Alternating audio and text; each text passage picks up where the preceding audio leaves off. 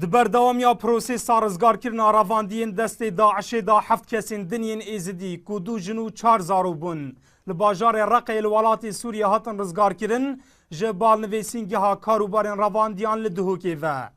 Kesûkarên wan jî digel hindê ku dilxweş in bi rizgarkirina kesûkarên xwe. Berdewam xuziyarin ku hewlên zêdetir bihêne dan بۆ ڕزگارکردنا کەسین کوماینە di destên çekdarên Daişê da. Xwedê hezar carî mala Xwedê ava evêt hatin û hîviya me û daxwaziya me hisa me bike û ji dewleta hemû ke bes me ke çikû jinê xwe destê Daişê dibên. بخدي ما روشا ما تشاوايا بخدي النفسية ما مات من نابني نفسيا من تعبانن تعبانيا من تعبانن شادر هذا انا بلنغازيا Di dema destpêkirina prosêsa rizgarkirina Mosul tanha bitinê 15 kesên êzidî rizgar bûyne.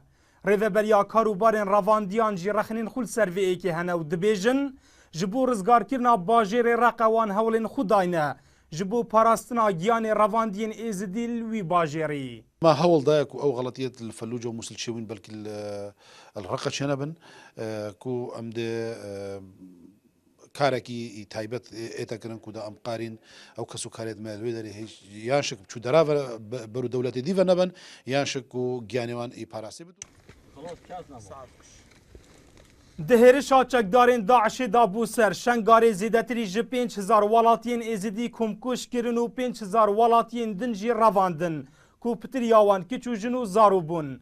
Tanha jî 2905 kes ji wan rizgar bûyne û yên din jî mayne di destên çekdarên Daişê da.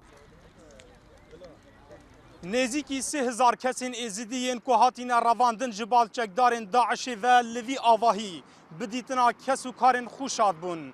Lê nêzîkî 3500 kesên din yên ku di nehada di destên çekdarên Daişê da xewna bi vî avahî ve dibînin ku carekê li vî avahî bidîtina kesûkarên xwe şad bin.